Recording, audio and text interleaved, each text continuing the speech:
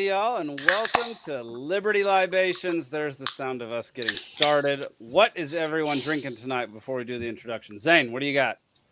Well, last week went so well that I decided to upgrade to my actual bourbon. So I've got a bourbon and Coke here. There we go. All right. There it is.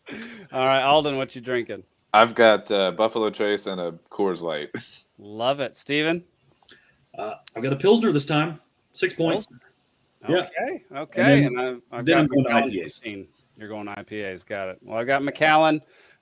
Cheers, everybody. Nice. Cheers. All right. Oh, man. I've been waiting for that this week.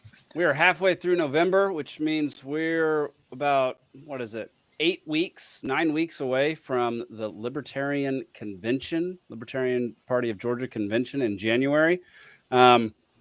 If anything we do or say or conspirize, is that a word? Conspire. Yeah. No, Conspirize. we're not conspiring. We're talking about conspiracies. So what would that be? We're conspirators. Theorizing. Yeah. Analyzing. Conspirizing. I like conspirizing. Okay. If anything we say tonight intrigues you or you want to learn more about the Libertarian Party of Georgia, go to lpgeorgia.com. We have Mr. Zach Varnell on the screen now too. What's going on, dude? Not much. Welcome to the show. A White Claw. Yeah. There we go. Perfect. Head on over to lpgeorgia.com. Let's add that to the screen. You can learn about what we're doing around Georgia to spread liberty. You can learn about where the affiliates are, where your local affiliate is, how to join the party, how to best to spread liberty in your immediate area. If you have any questions, you can reach out to anybody on the screen right now, except for Alden. Don't ever reach out to Alden. I'll find it in like a year. Yeah. There we go. But if you want to conspiracize, you can reach out to me. Yeah. Perfect. That's exactly right. You can email us at podcast@lpgeorgia.com, info@lpgeorgia.com, I believe. You can also message us on Twitter at lpgeorgia. The ticket price for the convention is $75 at this moment until December 6th. Then it jumps up to $85. Our speakers for the year for this convention are Spike Cohen, Shane Hazel, Sara Higdon, Adam Nutter, Edgar Mills. We've got the Tower Gang Pod, and we've got a 6-way presidential debate of all the Libertarian candidates who are vying for that presidential nomination. Anybody else got any news or anything that they know is coming to convention before we move on to the next thing? I don't know if we've sufficiently hyped the debate yet, because I think that's what I'm most excited about, because Brad Binkley is going to be the moderator from the Propaganda Report. Used to be on, WSB with Monica Perez. Yes. And he has promised to make it fun and what was the other word? Flirty. Fun and fun. It was experimental. That's it. Fun and experimental. Wow. Conspiracizing. There's probably going to be some of that. I love it. Brad Binkley. I have no idea what to expect, so I'm that's cool. Most excited about that. I think. So we're going to figure out who would win in a Jello wrestling match, right? I think that's how they do a tiebreaker at the end. If there's a tie, there's a Jello pit right next to the stage. Well, that's exciting because I love Brad Binkley. He's been on the show a couple times. He's coming on the show early January to help spread the news, spread awareness about the convention. So, who all's our nominations or our candidates? Zach, do we know? Let's see. Mike Termott, Joshua Smith, Chase Oliver, Michael Rechtenwald, Lars Mapstead. Okay. And Jacob Hornberger. There. So Hornberger's in? I forgot Hornberger's in. Is that bad? Yeah, he's our first sponsor. Interesting. So. All right. Well, Jacob Hornberger, welcome. I think we've hyped the convention enough. We'll have 10 more times to hype it before convention actually starts. So let's get into our first story. So y'all, this past week, Antifa came to town and decided to wreck some private property. There you go. The cop blockers. The cop blockers. Because it went from Stop Cop City to Block Cop City. And, did it really? It went to yes. Block Cop City? Yeah, those are the signs now. That's how you know it's the commies, because they're trying to block it. So I will call them the cop blockers. Okay. Well, for those who don't know, Cop City is this giant training ground that's being built in southeast Atlanta. And basically, I personally am very much against it. I am definitely not for the violence and the burning of concrete trucks to stop it from happening. However, it is intended to be a training ground to have a more militarized police, which is not what you want in the United States of America. Or anywhere. The training ground for the militarized police is in the street in front of the training ground. Perfect. Yes. Yeah. They're really giving them some good practice before it opens. That is so funny. Sorry, got a text. That's my bad. So yeah, the other night on Wednesday, Antifa militants claimed responsibility for torching the concrete company trucks to prevent construction of a police training facility near Atlanta. The acts of violence are part of the ongoing protest known as Stop Cop City, which apparently is Block Cop City, which has resulted in the criminal indictment of 61 Antifa militants on RICO charges and dozens more on domestic terrorism charges. So it's really hard, I think, for libertarians to walk this line right now, because while we don't want the militarization of police, we definitely don't want any of these dum-dums to get charged with domestic terrorism either. So it's a really weird line to walk. What are y'all's thoughts? Well, just walk on the sidewalk while this is going on and reimburse one of your friends for lunch or glue and see what happens. It'd be interesting. Yeah. Grumpy asks, why private property? That's a great question. Why not? Yeah.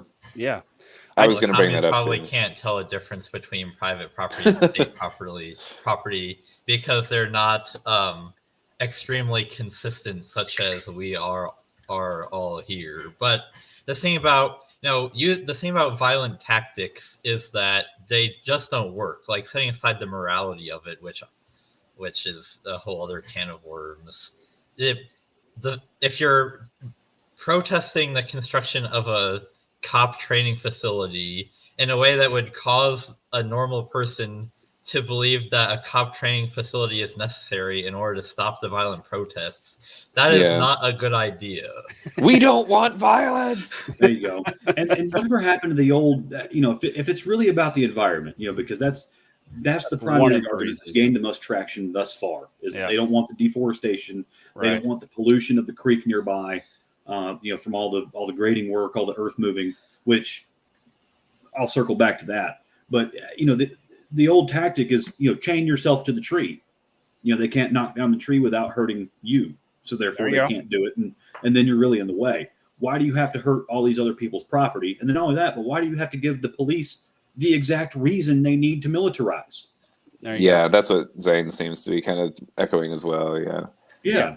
I mean, the mixed message of go ahead, Jake. No, go for it. It's just saying you don't want this because you don't want militarized police because you don't want more violent police, and then taking violent measures to oppose it is just oxymoronic, and like you said, just like it's only fanning the flames and giving more cause or more reason, more ammunition, for them to say this is why we have this. And I found an old article earlier in the week because I've been saying from the get-go that the Clean Water Act, environmental protection regulations, is going to be what unravels this whole thing. That if this really is going to be peeled back, it's not going to be under the guise that we don't need more police or the police don't need more funding or they don't need more training. That's not going to gain traction, especially with government people, because government is their religion. Bureaucracy is their religion. It is their job.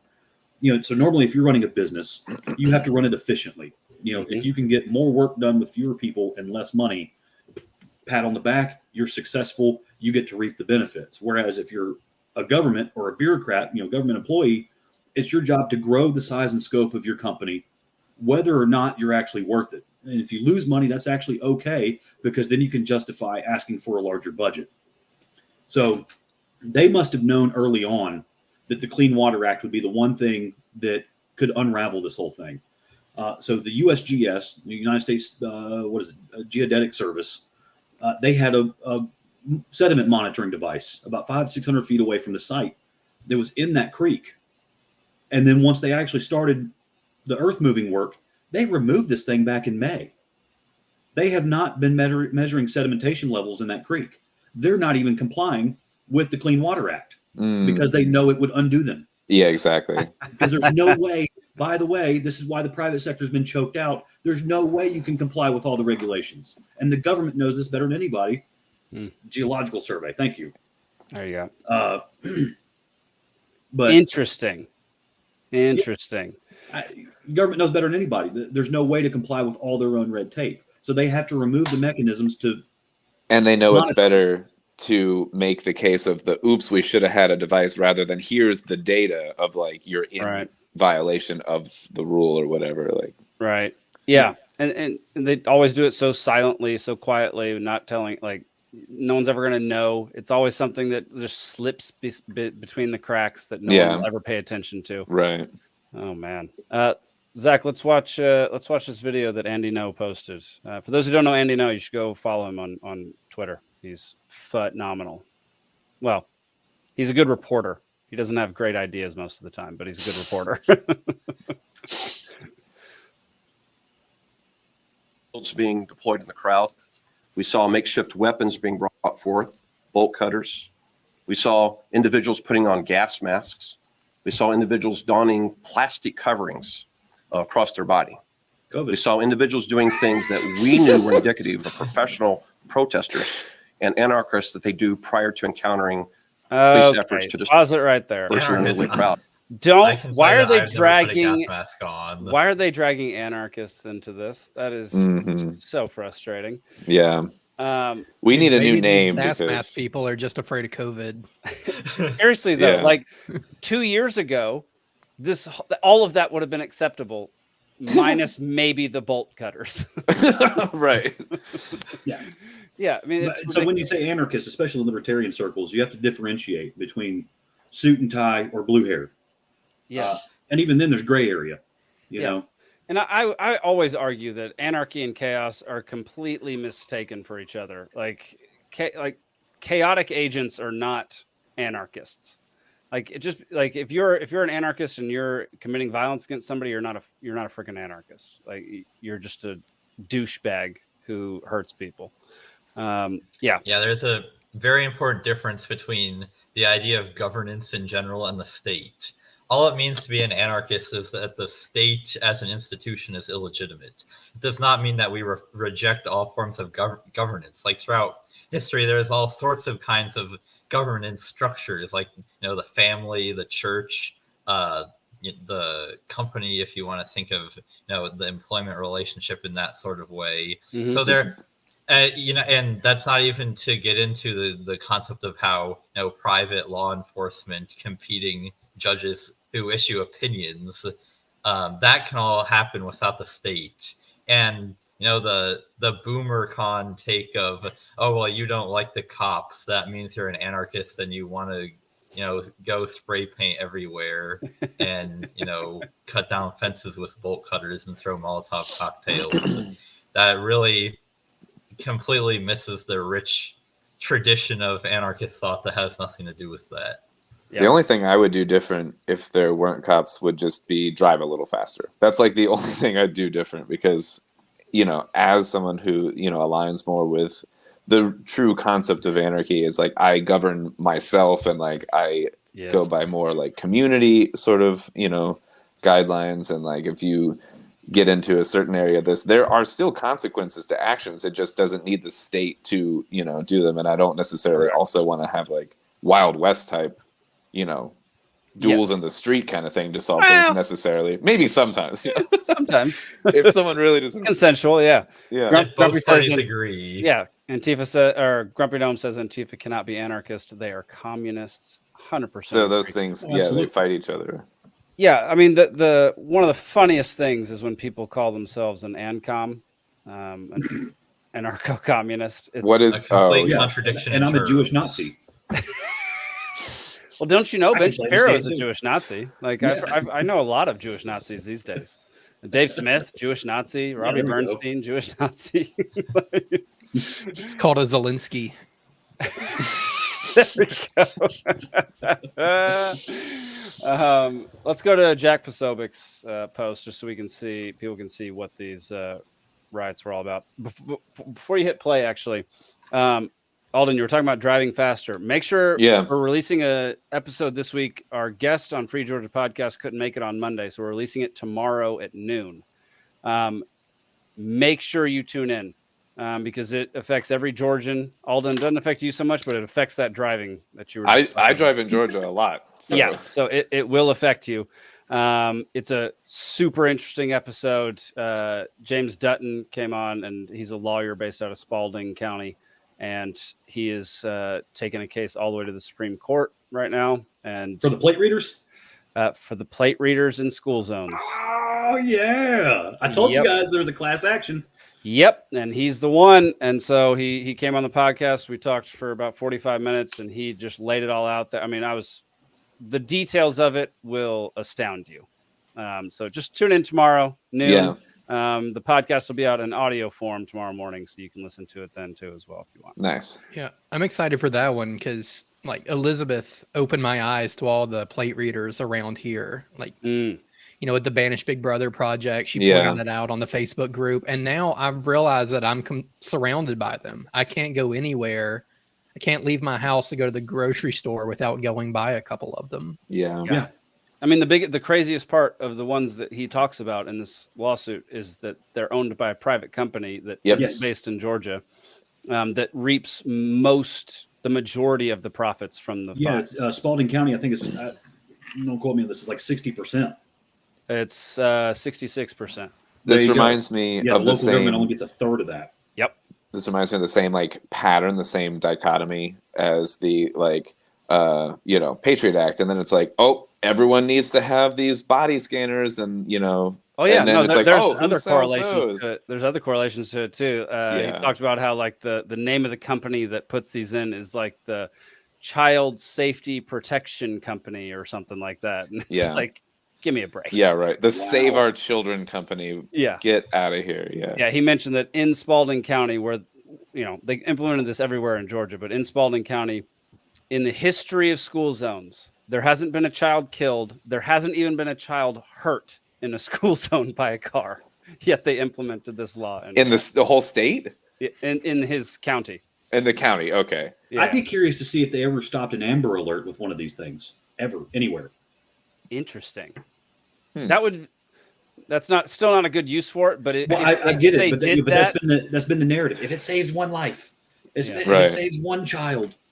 Yeah. But even then, you could turn them on when there's an Amber Alert rather than running them 24/7. There you go.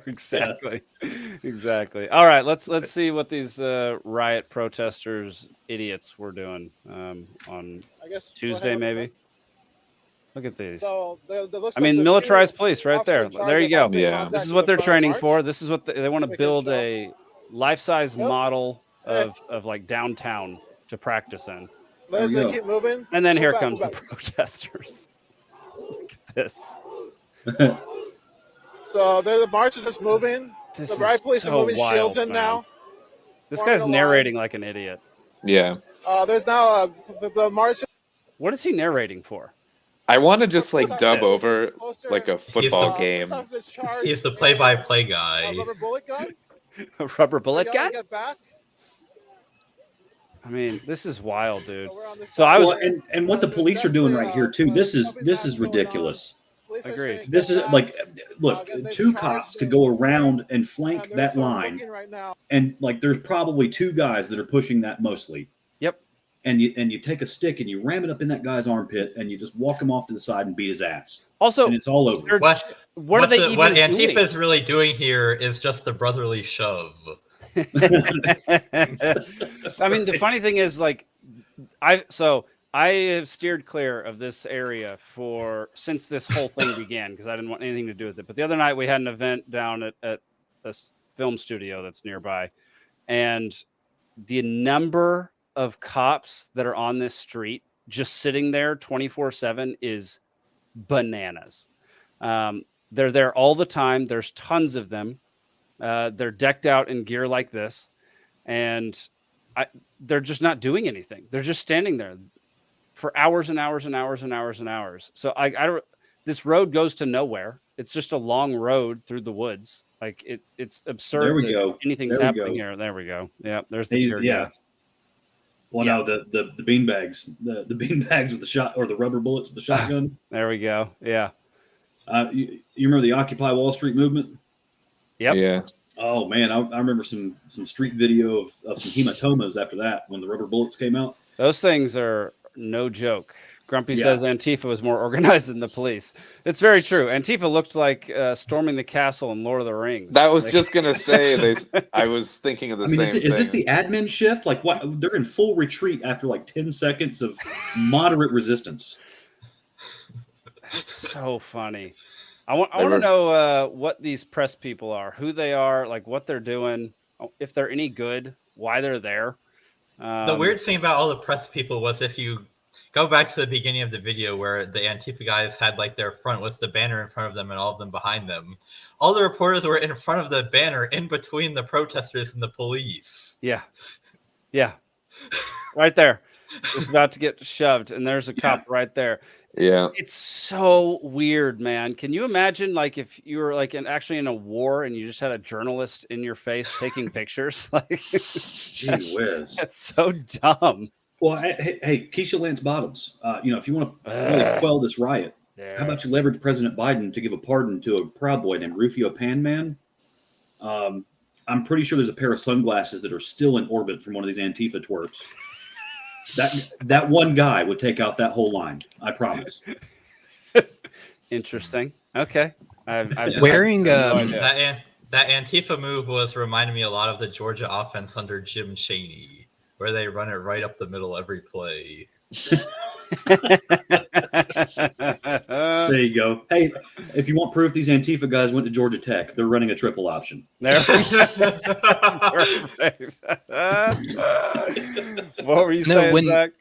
During the Summer of Love, there was Antifa wearing press stuff a lot, so that they, felt like they were immune to getting arrested or getting beat by the cops or whatever, because, where they're wearing this shield of like, I'm press. Right. So before long, I guess the cops caught on to that, but it makes me wonder, like how many actual journalists are getting caught up in that thanks to them, I mean, you don't need anything to create press credentials. Like all you need is that freaking a lanyard that you wear and a lanyard that you can print off the internet.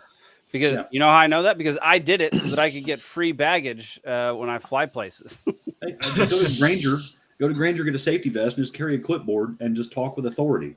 And carry a ladder too. Yeah. Hey, you can't be here. And they, I'm sorry. Oh. This is presumably when you fly places like with camera gear, like for a documentary, not just like going anywhere. Like, what is that formation, Alden? What is that? The phalanx formation? a phalanx? I don't know. Yeah, the phalanx. That was that Greek or Hittites that pioneered that? I think it was like the Romans. I think of the movie 300. That's what. Yeah, exactly. Yeah. Okay, it's kind of what I thought it would have been. Yeah. All right, so this is what the burning of It was Gerald Butler, of the trucks looked or like. Gerard Butler, yeah. So this is what the burning of the trucks looked like. There aren't many pictures of it. I searched and finally just had to create an AI thumbnail of our video for today because this was the only crap photo that I could find. Yeah, and I'm not even positive this is from Atlanta, but this is what somebody We'll posted. go with it. We'll go with it. So I don't know, y'all. It's getting weird in Atlanta. Like we said, libertarians I don't think are a fan of Cop City going in. No. But the way it's being protested and the reasons for the protest from these people is just idiotic. And here's something too. If this is truly for environmental concerns, what's to stop you from going along that creek 500,000 feet from the site and putting in your own sediment monitor? If it's about obviously not. You don't set environmental. concrete trucks on fire. If Yeah, you're yeah, concerned with the exactly. environment. That's what I was. Oh, let's yeah. melt the roads. Jeez. Yeah, no, it's all stupid. Anybody else got anything left to say about this one? I mean, this is just the general pattern of how I feel about most things, where I'm opposed to the original thing, but then I'm opposed to how someone goes about it. Even though I'm opposed to the first one, I don't like how they go about it, and then I'm opposed to the reaction that gets, and it's this escalation game. Yeah, and that's Does why I'm civil asset opposed. forfeiture apply to trust funds? Ooh, Man. Those are all words I don't If they know. did, Antifa would vanish. I promise. yeah, but But- then the state would have that, and they would just use it. Well, to yeah, no, I'm not utilize advocating it. that. I'm just saying if it did, they would be gone. That's very true.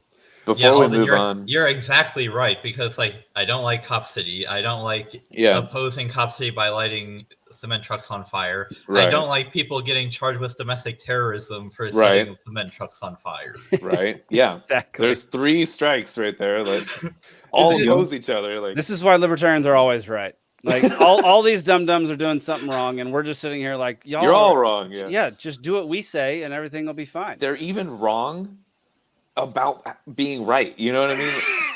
You're wrong in how you're right.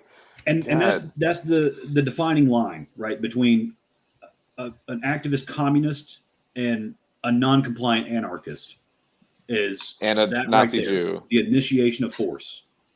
There will be a non-violent mass compliance when the true anarchists actually just sit down and say no more. I think there was a movie about Yeah. a Nazi Jew actually with Ryan Gosling called like The Well, I think there's a Believer. Blumhouse movie about an Amish assassin too. So A Janist assassin, that would be better. Alden, what were you about to say before we move on? Oh, I think it was Grumpy that had said something. I don't know if he meant it like as a joke or tongue in cheek or not, but when he was talking about like the Antifa all being feds or whatever, I was going to ask if we think that are any Yes, 100%. actually. I think it's plants or actually whatever. been. I think it's actually been proven that there have been. I think J6 is one of the times that it was I proven. assumed so even with before hearing Occupy that, Wall but- Street movement. Andrew Breitbart was blowing the lid off of that before he was heart attacked. Heart attacked. Yeah. Yeah. Notice I used That's that a as- rough attack too. That's kind of kills you. Right. Is I getting use your that as a heart verb attack. and not a noun. Just take notice of that. Yeah. I mean, they were very well planted because how did they get so organized? How did they get so plugged in? How do they get funding? How do they coordinate? How do they train like this? Yeah. And they probably you know- build organic 'Cause following. back in my day, the commies just stayed in mom's basement on their keyboard. where they but now belong. they're Ways dictating more policy suitable. because they set something on fire. Yep. So actually, This on is this super. Go I was just ahead. gonna say, there's a really old video of like the G6 or something in Toronto, and they grab some guy and pull him behind the police lines to arrest him, and he's on the ground, and him and the cops are wearing the exact same boots, like to a T. What were you about to say, Zane? So the thing about like a far left groups being infiltrated by feds is something that those groups know about. Like going all the way back to the 60s, there was a far left group called the Weather Underground Organization, and they were doing Yes. all sorts of violent stuff. Hmm. And they kept getting infiltrated by feds, and that made them very irritated. So what they would do to make it as hard as possible to get infiltrated was that as a condition of membership, you had to go to these like 12-hour-long struggle sessions where they would like commit psychological torture on each other for like days on end, with the point being the only way that you would possibly go through all of that is if you were a true believer, and if you were a And- fed, you would just get fed up and leave. And now, oddly And- enough, and Bill the- Ayers, their leader at the time, Bill Ayers is a college professor. Oh, yeah. He's So- teaching- And a big teaching all Obama these supporter. things. Now we know the recipe for a cult. Right. Perfect. Yeah. See, the modern libertarian equivalent of this is our 2-hour-long executive committee meetings where we bicker over our policy manual. Yes, you're 100% correct. I agree with you.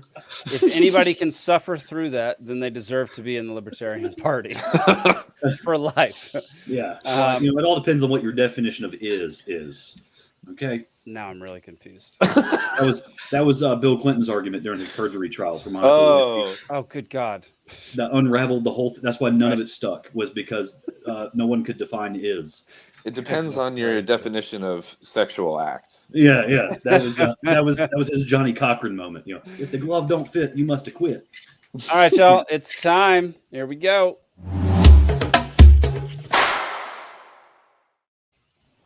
All right, ladies and gentlemen, it is Libations Trivia. The categories for today are This Day in History, Random Questions because Jake was tired, and Russian Writing. How did we end up with the Russian writing? Because I did the third one before the second round, and the third round you is blindfold much harder. yourself, and then you cough while you have the pen on the paper. There we go. That's exactly it. Isn't that something people can major in college, like Russian literature specifically? Oh yeah, big time. I think Bert Kreischer did. that took Now I get it. Oh yeah, the machine. Yeah. Now I get it. All right. Alden is now climbing the leaderboard. He's coming after Zane. 12 to 5 to 4 to 3 to 2 to 1.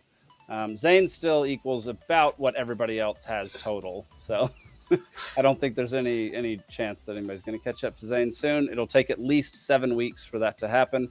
But Alden's climbing. All we should right. make him post a few episodes. There we go. Question number 1 of round 1. On this day in 1907, which territory became the 46th state in the United States? Alden. Oklahoma. Oklahoma is correct. Bang. Nice. Sorry. Nice. Yeah, exactly. It's the score. All right. Question number 2. On this day in 1959, which play based on a highly successful World War II film premieres on Broadway? Zane. South Pacific. No. Zach. Sound of Music. Sound of Music is Wow. correct. Nice. Hang on, I forgot. I didn't put The Zach play on was here. based on the film? Play was based on the film. Okay. All right. Question number 3. On this day in 1849, which legendary Russian author was sentenced to death? Zach. Dostoevsky. It's the only Russian. Not how you pronounce it. got I it. was just gonna say. Oh, All right. I was It's just the gonna only Russian say I know. who pronounces it better should win because we were all gonna say the same name. So All right. So I'm kidding. he was sentenced to death, but at the last minute, his execution was stayed, and he was on trial for allegedly being involved in anti-government activities. Anti-government activities. That's all they said. That's all it was. That's all they need to say, I guess. Yeah. And it's pronounced Dostoevsky, just so everybody knows. I heard no difference. I heard a major difference. You sounded like a crazy person. All right, question number 4. On this day in 2001, which film based on a series of books was released bearing a striking resemblance to Star Wars? Alden. Wait a minute, that just threw me off. But I was gonna say Harry Potter. Harry Potter is correct. I was like, the Star Wars thing threw me off, but dude, if you hear somebody just recite the plots to those two, the first Star Wars movie and the first Harry Potter movie, you're like, oh my gosh, like she just completely ripped off Star Wars. That's interesting. Every time people are like, oh, the plots of these two things are exactly the same, I'm never really impressed by it because it's always people just being incredibly vague about what the plot points are. And it's like at the end of the day, most stories are some variation of the hero's journey. Fed. Like if you boil it down to that, Fed. Zane, do you read Joseph Campbell? No. Never mind. Perfect. Great segue. Yeah. On this day in 2006, which Nobel Prize winning economist died at the age of 94? Alden. Milton Friedman. Milton Friedman is correct. How about that?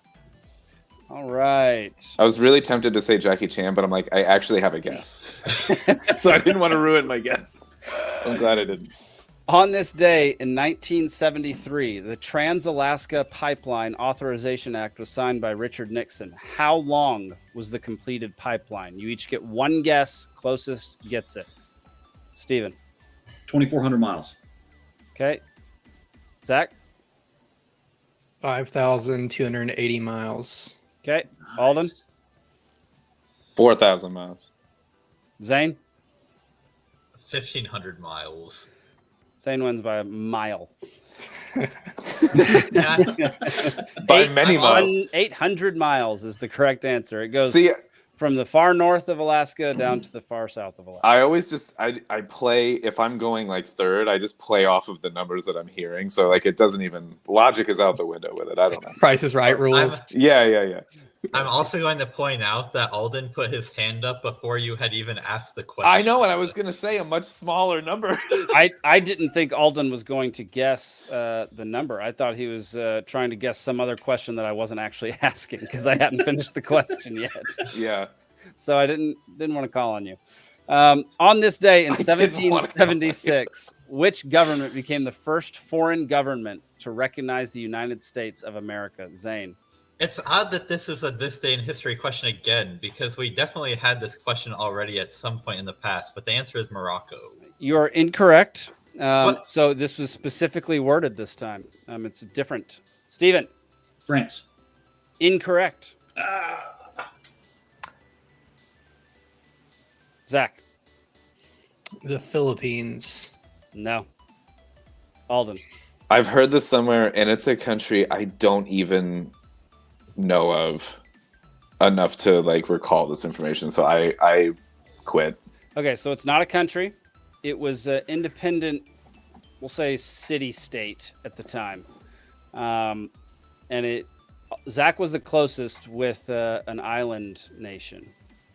And I will give you, there are three possible answers because they're, Zach, go. I wanted to hear the rest of the hint, but I'll go Singapore. Incorrect. Also, not an island, right? Also not around in 1776. I'll know things. All right. Steven. Ceylon? No. Are you going to finish the hint? I was just saying there are three possible names for it based on exact locality and small region around it. It's the hardest question of probably this whole thing.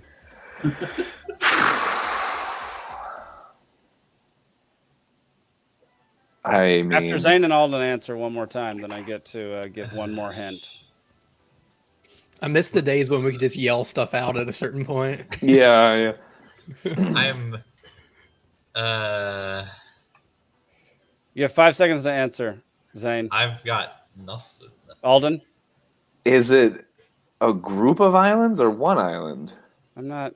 This isn't question and answer. Is it an archipelago or an island chain?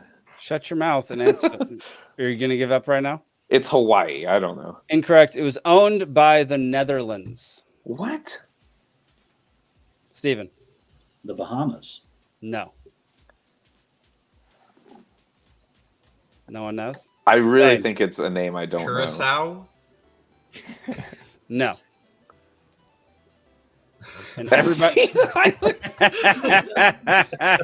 Oh no! All right, I'm gonna have to give y'all the answer. Yeah. That See, yeah. What is that? Where is that? Eustachius. It's in the West Indies or Oh. Lesser Antilles. The Lesser Antilles. I know the Lesser Antilles name. I don't know. Yeah. Is that That's pronounced like body Saint or parts. Sint? I said Eustachius is what I said, but who the frick knows, man? That is a crazy name. It's not its own government anymore. It was owned by the Netherlands. It's part of the West Indies and all that. That's fun. yeah. Here we go. Deep cuts. Next question. Question number 8. On this day in 1988, which country declared independence from the USSR? Zach. Estonia. Estonia. Oh wow, is nice. correct. Wow. I'm definitely the Coming best in. guesser of the group. Zach's coming Which, in by the way, I've strong. been told that Estonia is the closest thing to a modern day constitutional republic as we were originally founded. Really? All right, let's Yeah. pack our bags. Let's go. You can get an e-citizenship, like a remote worker citizenship there. Just be a citizen without ever visiting. Wow. I'll go visit. I'll earn my citizenship. Let's see. On this day in 1945, which branch of the United Nations was founded? Zane. The General Assembly. Incorrect. Zach. The March of Dimes. No. Steven. NATO. No. Alden. It's like a huge acronym thing. Oh my god! I heard Hugh Jackman, but It's a huge acronym thing. No, huge acronym thing or whatever. It's like 5 or 6 stupid letters and no one cares. And I hate my life. I can't remember anything. definitely no one cares. That's Yeah. for sure. The UN. This is I've killed so many brain cells in my life. I can't remember things anymore. Alden, you have 5 seconds. 4. EUHADPT. Incorrect. Damn it! How close was Open I? back up to the floor. Y'all have Do we 10 get a seconds. hint? No, there's no hints. Zane. UNICEF. Incorrect. Is that part of NATO or a part of UN? It's it's like the Yes, UN. it is. Is it Children's really? Fund. My It's like dad had the to go UN trick-or-treating for him in Children's the early Fund. 50s. Wow. UNICEF has done actually some okay things around the world. They're still in just stupidly overfunded and bureaucratic mess, but otherwise they do some good things. Can I get a couple more guesses if nobody else has one? If no one else has a guess, Zane gets one more, and then it's Sure. over. Zane. The WHO. No. Steven. The Red Cross? No. Zach, Alden, y'all got anything? I don't know anything about the UN. Yeah, I'd make a point not to. All right. Here's I'm going to the be answer. mad when I see it because I know I'm going to recognize it. Yes, Oh my damn it. I thought y'all would get that one. That one's surprising. Yeah. All right. Question number 10. On this day in 1940, one of the largest Jewish ghettos was created in what town? Zane. Warsaw. Warsaw, Poland is correct. Okay. After one round, Alden and Zach are tied for 3. Zach. Zane has 2. Steven and the audience have a big fat 0, even though the audience has been just flinging out answers, getting them all wrong. Y'all, okay, here we go. Round number 2, random trivia, because I couldn't think of a actual topic for round This is my 2. time to shine right here. Yeah. This is random chat GPT Jake verified trivia. Question number 1. In Greek mythology, who is the goddess of wisdom, warfare, and crafts? Zane. Athena. Athena is correct. Yep. Steven, you're really shining right now. Yeah. Way to I shine. tried. He beat me. Yeah, he's just I knew fast. it. Yeah. Yeah. Zane's also fast and smart. So Fair enough. Fair enough. I might Question be old, number but I'm 2. slow. I read all of like Rick Riordan's like Greek mythology. He had 2 pentologies, and I read all of them. So I would Nice. hope I would know a question that easy about it. I didn't understand any of those words. Fair enough. I didn't either. All I heard was Yeah. gibberish. What's Greek? No, we're not going anywhere. No, stop. It all Question number depends on 2. what your definition of is. All right. Question number 2. I just took a sip of beer and almost choked. Which country is the largest producer of coffee in the world? Zane. Brazil. How did you know that? Because it's Well, huge. I figured what's a really big country in an equatorial region? Yeah. And You Brazil thought was that it. in 0.13 seconds? They control did. most of the latitude. Yeah. Whatever. I still haven't processed that. That was going to be my guess, too. I was just, again, slower than Zane. Question Well, I number did so 3. poorly in round 1. I needed to really turn it on in round 2. I thought it was going to be Greece. Yeah. All right. Question number 3. What is the smallest bone in the human body? Gosh, I think it was Alden. I'll take it if everyone agrees, because I don't know. I think it was Sure. Alden. I think it was I Alden, don't- Zane, Steven, Zach. There's a little bone in your ear that vibrates, and I don't know the name of it. That's Friggin' all I name know, it. too. That's all. The ear bone.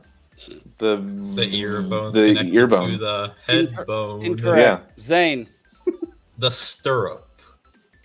He is such a douchebag. It's the stapes bone, also known as the stirrup bone. Is it in the ear? It is in the ear. It is in the ear. It's in the ear. I was going with cochlea, so Well, that's in there, but it's not a That's bone. in there. Yeah. That was a great guess, though. What Roman numeral represents the number 500? Alden.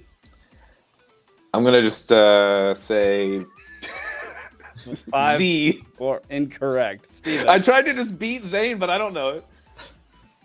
it's not C. Oh God. Oh wait, can we? Is it one letter, or can you build it out of other? It's one letter. Oh, then I don't know. Because I'll get there. Steven, you have 5 seconds. Okay. You'll get there if you can just say the I 500 times. Yeah. Yeah, I'm gonna go with A. Incorrect. Zane. D. D is Damn it. correct. D for damn it.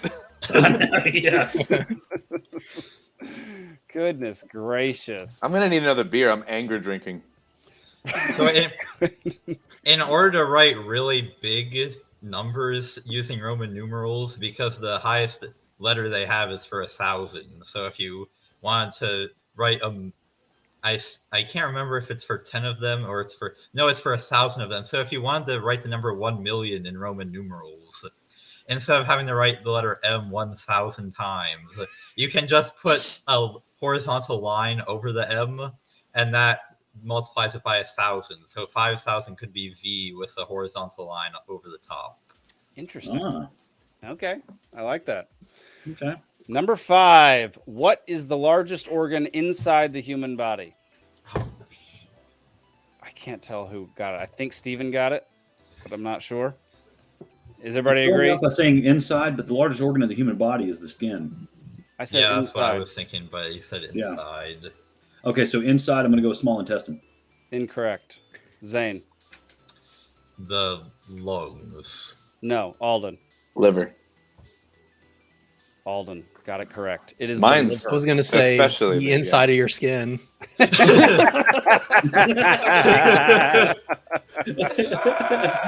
You know, if you take all the veins in the human body and stretch them out end to end, that person is dead. All right. After 2 rounds, Zane has jumped to the front with 10. Alden has 5, and Zach has 3. Golden Flame said bones. Oh man. All right. And Brian, welcome to the show, brother. All right. Round number 3. Definitely not easy if you don't know Dostoevsky, but here we go.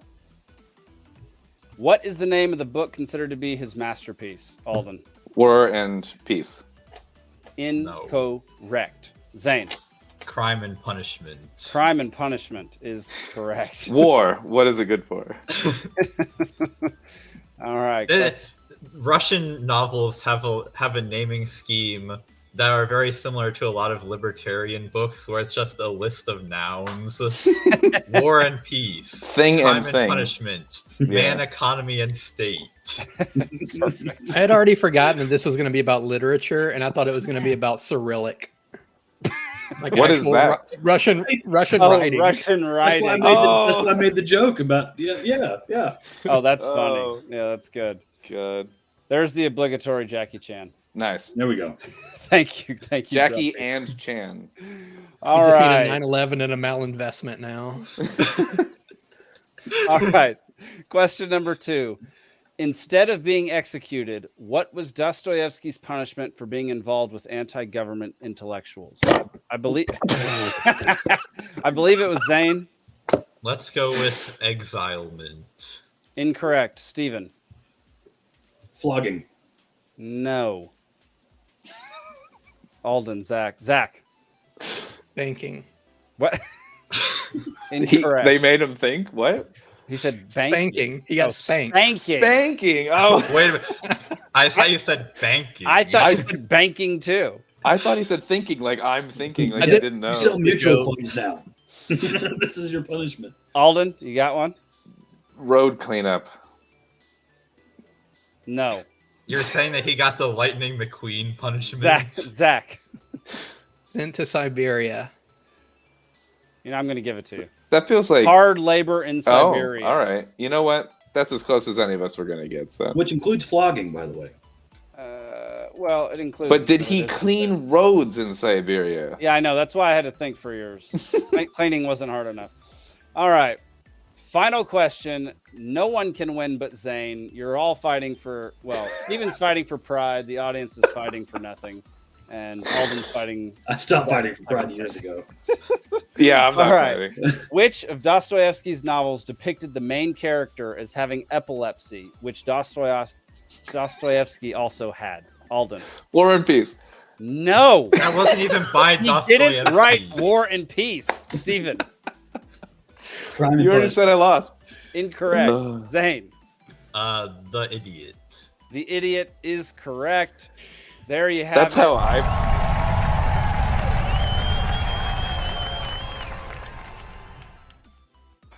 All right, y'all. Who wrote War and Peace? Tolstoy. Tolstoy. Who was also an anarchist philosopher, by the way. Nice. There you go. And then who was the Jewish guy that got locked up in a gulag? Was he a Nazi? Ciesieslki. Maimonides, but then he adopted the name Rambam, right? I don't know anything about that. Yeah. You sound crazy. I heard Rambam, and I need another Yeah. beer. 1 second. You said Rambam, and you Yeah. lost all credibility in my eyes. Not a single Ayn Rand question. Oh man, I gotta take a drink before we get to this next topic because it's gonna be fun. Gulp. Oh my gosh. Okay, well, we kind of gotta wait for Alden to get back too because he's gonna want to be around for the beginning of this. So yeah, that makes Zane he has 13 now, which is super unfortunate for everybody else. We're gonna have to have like an epic mega round of trivia that's gonna be worth like 10 points for somebody to catch Zane. Dude, But Zane can still be a part of it. Put up a challenge, but Zane just steamrolled him too. Yeah. So. Yep, that's true. Yeah. I can bring up something from the last segment if we're just killing time. Yeah, go for it. So it's about a year since the trucker protest, which seems like one of the few successful protests. Like people kind of go back and forth on whether Vietnam actually ended, the protests actually ended the Vietnam War. And then it's kind of obvious that, Antifa burning crap down doesn't really do anything except harden their resolve to do it anyway. But the trucker protest, it kind of got broken up. And then 2 weeks later, the mandates in Canada ended. And I feel like that was sort of just we can't do it immediately. But, 2 weeks later and it's done. Now Trudeau got divorced because there was enough stuff about, the Man Boy Love Association and his affiliation with it, Yep. caused a rift in his marriage. I don't really wish that on anybody, but that's a fact now. And also now, if you live in Canada, you can't share links on Facebook. There you go. Yep. Yeah, no news on Facebook. You can't buy weapons either. It's insane. Wow. I do find that interesting that that you might be right. That's one of the biggest successful protests maybe ever. I would go with Bundy standoff. What? What? The What did Bundy it accomplish? I really don't remember. But Yeah, I don't remember at the either. ranch in Nevada. I don't remember. Well, I remember what They- happened. They had a but standoff. did they got their way. They had a standoff against the OG BLM, the Bureau of Land Management, the federal government wing that enforces The land worst rights. BLM. Right. Yeah. The Bundy family stood off because they were having a land right dispute about grazing rights on some of their property. What Bundy? Not Ted. Ted Bundy and no, the guy. I think the guy's name was Ted Bundy, wasn't it? And it was No, Cliven it's like Bundy. Cliven Bundy. Yeah, Cliven Bundy was the one that got murked. They had a drone take him out. But yeah, it was the Bundy Ranch standoff. And this is oddly enough when I was in school getting my degree for surveying. Yeah. I even asked a Cliven Bundy's question on the alive. forums about that, and they almost kicked me out of the class. They were like, "We're not discussing this." I was like, "Okay, thought we were here to learn about land rights." Interesting. You had the forbidden knowledge. Oh, yeah, exactly. I was a great student to have for a college professor, I'm sure. Oh, I bet. There we go. That's the infamous scene right there. But anyway, so the deal was. Wait, so one question, real quick. The guy with the gun, he's a protester, right?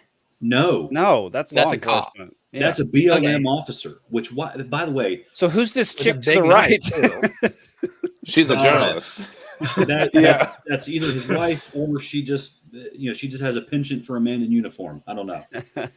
I just remember both sides had guns, so I kind of always assumed that this guy was just a But protest sniper. the Bundy Ranch folks actually had more guns and better guns and more people. But that is a federal officer right there. He is there to enforce the land rights of the federal government. The federal government has no land rights. Well, exactly. You tell them. especially They have guns. especially if you're the Bundy family out there on their ranch, because their deed to their land rights. Yeah, exactly. Their Definitely deed to their agree. land rights predated the BLM ever being formed. It actually predated the whole state. So they were like, we basically got our land rights from the Indians out here. Like, who are Right. you to say I can't leave my cattle down there? And the whole thing really got started because he was doing controlled brush fires around a creek so his horses could get to the creek. Right. And they were telling him he couldn't burn the woods down. He said, screw off, this is my land. And then they said, well, we're the federal government. And he says, okay, well, come find out. And they did. And they found out. Wow. Yeah. Now, a couple of his sons are now dead. But by God, they backed It was off. from a different one, right? They took over a building in a different state. I forget, Yes. like Oregon or something, or Well, Idaho. and that was the whole. Yeah, they did kind of. They got this bloodlust after they won, and then they tried. Oh, well, let's push the limits. Let's see if I can help my friend secure his ranch land rights. And Oh, come on. Just That take didn't the work out. victory. Just take Exactly. the victory. That gum. Which, by the way, exactly. Cliven Bundy's alive, so he's not. I guess the drone thing was a rumor that they were going to go drone them. Well, there was drone footage of one of his sons being pulled over by the FBI, which doesn't do traffic stops, but it was drone footage, and you see, this federal officer pulling out of his vehicle on the side of the road. There's snow everywhere, and takes him out of the car. They exchange some words. Pop, pop, pop. Cop drives off and leaves him. Jeez. Okay. Yeah. Well, that's fun. But ultimately, they won. Yeah.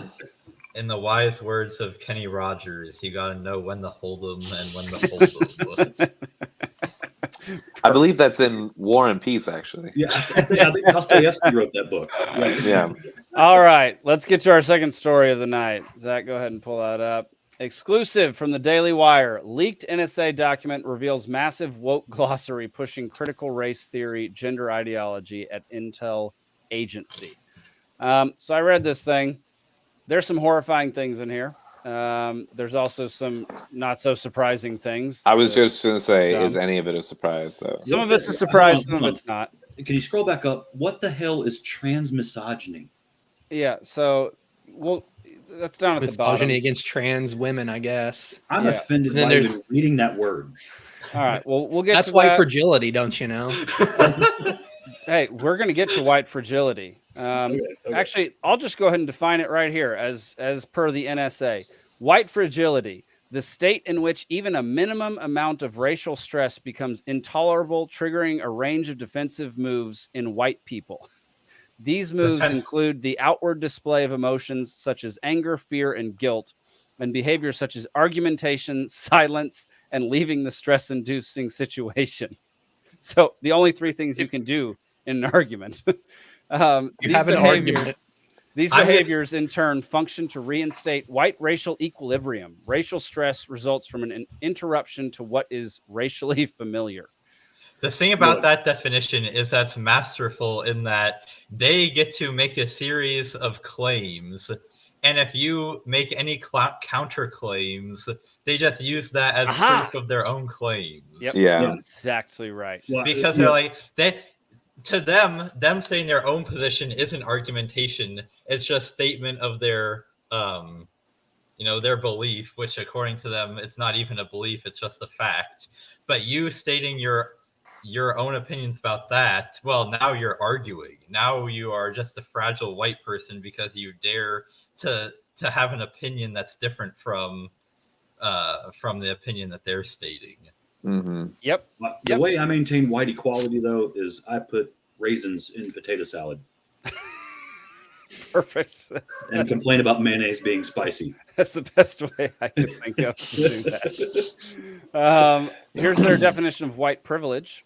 Refers to the unquestioned and unearned set of advantages, entitlements, benefits, and choices bestowed on people solely because they are white. An exemption of social, political, and or economic burdens placed on non-white people, benefiting from societal structuring that prioritizes white people and whiteness. Generally, white people who experience such privilege do so without being conscious of it. This whole thing, y'all, I mean, they define whiteness as well. A broad social construction that embraces the white culture, history, ideology, racialization, expressions, experiences, epistemology, emotions, and behaviors, all in order to reap material, political, economic, and structural benefits for those socially deemed white. All right. I mean, have y'all ever used your privilege? I try to use it all the time, but I'm told I have none, so I can't use it. I mean, what's the purpose of having it if you don't ever get to use it, right? Yeah, I mean, before we start despairing too much about this, any company or any organization that has an HR department that's staffed with a bunch of people who majored in Russian literature is going to produce documents like this, and it doesn't necessarily mean that anybody else in the organization cares about it or follows it. If this is just obviously there are organizations that have really bought into it, and it's not a good place to be if you're not buying into the leftist ideology. But there are plenty of other places that have, diversity training that probably have documents like this, but it's more of a check the box exercise to prevent the company from being sued. Correct. Or just to give the HR department something to do. And it's not necessarily indicative of everybody at the company buying into it. So just want to put that out there. Right. Yeah, no, and I have no intention on this getting me down whatsoever. I find this hilarious and idiotic. Here's the definition of transmisogyny, Steve. Okay, here we go. The intersection of this whole thing is intersectionalism of transphobia and misogyny, defined as the irrational fear of, aversion to, or discrimination against transgender people. Transmisogyny is often directed at trans women in particular. So it's slightly different than transphobia, which is a fear or hatred of persons perceived to be transgender and or transsexual. Is there transmisandry? Wait question. A minute. I mean, I can't find that. Am I equally represented here? That's all I want to know. Yeah, no, that's hard. I don't know. Or am I advocating too hard for white equality? So, I mean, some of this is... I have a question about this definition. Yeah. If you are specifically transphobic to female trans members, but is it you transition to female? So, but then you're recognizing that they are female. So it's like you know what I mean? Or is it the other side of that? But it's the side you just said. Yeah. Well, then, so you're recognizing them as female and then specifically phobic to that, even though that you would think a trans misogynist would still call them male. You would think. I'm confused, but that's whatever. Confusing. Brian says, you mean you all aren't taking advantage of your free lattes that you get for white privilege? Oh, Brian, yeah. Don't forget about the discounts on UGG boots, by the way. Gosh, if White I'd have known about Privilege Day. all this, I'd have been doing this the entire time. Yeah, I probably got out of a DUI once. The 10th donut free loyalty card at Dunkin' Donuts is only 9 donuts if you're white. It's only 8 donuts if you're a white cop. That's why all the others get diabetes first. There's a definition of pangender, which is someone whose gender identity is comprised of all or many gender identities and expressions. As any pan-rooted word, yeah. Yeah. Well, I feel transmisogynized because transmisandry is not on the list. Wait, there's something called passing privilege. Oh. There's variation in the degree to which medically and or socially transitioned people are recognized as their correct gender, i.e. passing, and this comes with various context-dependent levels of privilege. Oh, passing as your targeted gender? Is that what that Is that How what would it you means? even know what Yeah. this means? Is that what I that don't know. means? No, Well, it means that if you're white, people are more likely to let you in front of them on the road. See, and I went to road in my mind. Well, look, I know this guy wasn't an American at the time of his prime here, but what would Alan Turing do? Turing, like the What would Turing Alan test. Turing, like the Turing test guy, the guy who Yeah, invented the like the machine guy that that took cracked down the the Nazi Enigma code? code that was killed Yeah. because he was gay. I completely forgot he was killed because he was gay. Yeah, I didn't know that. his government murdered him because he was gay. Yeah, after What being government? a hero. Yeah. Britain. Was it? What? Yes. Oh, Yeah, I Yeah, don't know. I know He Well, he might have been like forced sterilized and like succumbed to like wounds after that. he was definitely forced sterilized. really? Yeah. Yeah, But, he got forced on some drugs that made him go crazy, and then he killed himself. What you go. year was this? That's barbaric. It was after World Right War after I. World War II. It was World War. He cracked So the we- Enigma Wait, code. I thought it was World War One where he No, cracked- it was no, it was World World War War II. Two. It was World Yeah. War. Yeah. Why That- would they that movie bother was force mediocre. sterilizing a gay man? Number one. And then also, shouldn't his genes be the one to be passed on? Yeah, He's wait. a genius. Yeah. You're a genius person. Also, isn't the argument that it's a choice, not a genetic thing? And if he's only having sex with men, it won't matter. Oh and no if no, he- no no no! Shouldn't no, you promote no, the idea It of was him having in sex? science books, dude. Like I've got my dad's science book. I'll try to break that out from when he was in school back in the 50s and 60s. They taught it was a genetic malfunction that made you gay. I made an Like, it assumption was- there again, assuming that like the whole like choice thing. The was, like, choice a thing did factor. not enter the vernacular until like the mid 80s. Oh, see, I didn't. Sounds like know you're that. not trusting the science. So we Yeah. like. Yeah. Oh, it's like fashion. So it like makes it circles back after 30 years or something. Right. Okay. Y'all, we need to start trying to abide by some of these rules. We need to definitely start implementing tokenism. So we just need to find a random black guy to come on the show every time. He just can sit in the corner. I feel black this week. What is transculturation? The process by which a person adjusts to another cultural environment without sacrificing their own cultural identity. That Wait, sounds which is better in this? well, that sounds I like feel a like good I sacrificed my cultural identity by listening to that.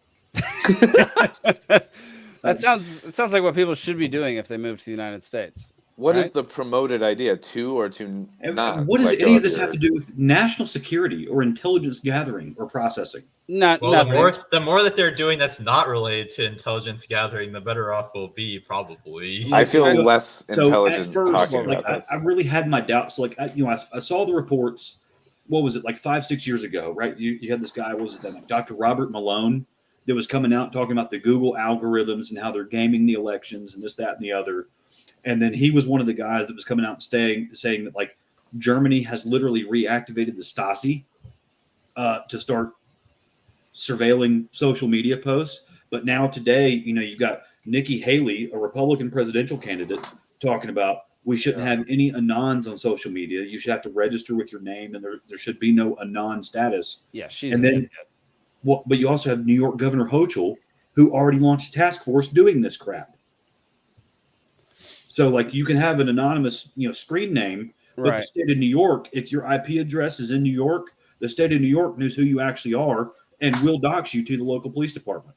Jeez. What if you have a good VPN that's still They Well, maybe It depends on the. this is the VPN. state we're talking about, so they're 10 years behind. right? But it's that whole thing, and when they say that the Stasi's literally been reactivated, that's not really a lie. Like there's actually people that were in the Stasi that are consulting these folks on how to monitor Facebook posts. Hmm. That's great. That's fun. Yeah. Here's Which, one that shows odd that correlation too, since we're doing a lot of like World War II throwbacks tonight. Yeah. Odd correlation. Joseph Stalin's newspaper, okay, called Pravda. You know what that translates to in English? Truth. truth. Yes, War sir. and Peace. Yeah, and then Trump launched Truth Social. Like bad optics, bro.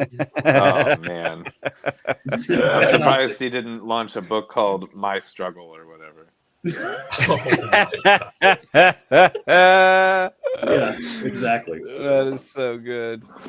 I like how in one of these there's a definition, and then obviously the editor was more woke, so they added a note. it says male-bodied, a person who is assigned male at birth. Note, though this is occasionally still used, this term is very problematic as it genders bodies non-consensually and plays into cis sexism, and in parentheses, in that a flat chest or a penis, for example, are considered inherently male. Like, what are we reading here? I'm pretty sure that's like one of the definitions of what it is. So that's one of the United States intelligence agencies, folks, denying facts. Yep. You know, I mean, I guess when you're spying on the entire United States, you have to know what you're reading when you're reading everybody's chats. Like, what the hell are all these blue hairs talking about? I need a glossary for that. They need like a translator. Elizabeth makes the point. Having a VPN in and of itself makes one suspect. Well, and like having the Tor browser, like you're going to stick out like a sore thumb because they're monitoring everyone on your block, and you're the one dude that doesn't have data transmitting in and out. I go for the middle ground. I use like Brave or something so that it's like kind of like a little bit better, but not like so much where they're like, wait a minute, this guy knows what's up. You know? Yeah, like you totally go dark and like, wait a second, we have an address that just went dark. Yeah. You know, are they asleep? Do you guys know? Sorry, I didn't know you were still. Right. Go ahead. Do you guys know who Blair White is?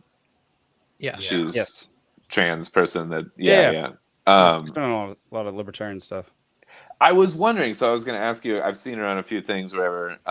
I say, her about her or whatever. Like, but I feel like she's cool enough that like she kind of rolls with whatever. But I would love to talk to her. Like, I feel like I would want. We had her Sara on. Higdon on. I don't know if you were around for that episode, Alden, but we had Sara Higdon on, and she's trans woman in the liberty movement. She's full on libertarian. Like doesn't subscribe to any of these woke BS things. And so many don't. And yeah, I would be really curious. I might even dig back through our annals and find that episode or whatever because I wasn't here for that one. Yeah, she'll be at convention. That's I'm gonna cool. have to look up annals in this glossary. Yeah.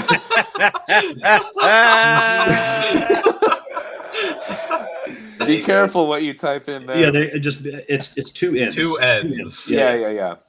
But Blair White and Do Michael image Malice search. are really good friends. So that she's been on his show before. And I would be curious to see, their points of view on this. And Yeah. I feel like a lot of this is kind of that squeaky wheel thing where there's like a handful of people that have these extreme opinions, and there's a lot of other really just chill people that are like, don't, agree with this and don't agree with like government level, like forcing censorship on these things or whatever. Even especially, coming from someone like of the, minority population in this case, whatever, because like we're 5 white guys and no one cares what we think apparently, but I care what Even you my think, wife. Alden. I care. Well, my wife doesn't. So yeah. Right, yeah. Same here, yeah.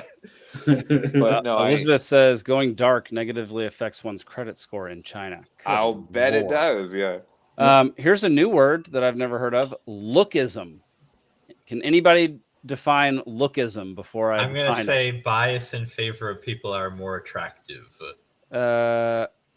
Construction of a standard for beauty and attractiveness, and judgments made about people based on how well or poorly they meet the standard. There we go. Okay. I was gonna Isn't that a say, South girl, Park episode? I see you hitting me with that lookism. What you doing tonight? That lookism. You gave me that Jenner's lookism. hot. Oh, they still have Latinx in here. Oh my God. Which, by the Let's way, see. Did that ever catch Yeah. on? Is that a thing? No, it's not No, a thing. They hate it. Latin people hate it. Hate it. Latin culture, from what I understand, and this is in a broad brushstroke sense or whatever, I mean, the language is based masculine on and feminine. Like yes. yeah. It's based on masculine and feminine. I was taking my 7-year-old son to one of a local Mexican restaurant a couple months ago. We walk in, and it was like a big sign on the front door. We are a Latinx restaurant, and he looks at it and he goes, "Dad, what Pokemon is that?" The hilarious thing about Latinx is that whoever came up with the word apparently forgot Just that Latin. there's already a gender neutral form of the word, which is just Latin. Latin. Yeah, I was going to bring up the same point. Yeah. It's the person making the same mistake as Jake did at the top of the episode when he was trying to figure out what the verb form of Conspire. of conspiracy is, where you were like conspiration, but it was just conspire. Conspiratorialize. No, I maintain that it wasn't conspire. We're not conspiring to do anything. We're pointing out conspiracies. So we're conspiracizing. Spiral looking. Gosh. Conspiro the Dragon. Well, we're definitely spiraling, that's for sure. We're definitely doing that. Yeah, we're not doing ourselves any favors. Anyway. That's always for sure. Yeah, and Daily Wire was the only one that had this. I found it super interesting. I mean, it's not surprising, most of it.